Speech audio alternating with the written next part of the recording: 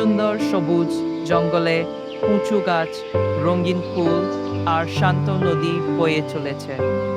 সকালের রোদ গাছের পাতার ফাঁক দিয়ে ঝরে পড়ে, পাখির মিষ্টি ডাকে পরিবেশ মনোরম হয়।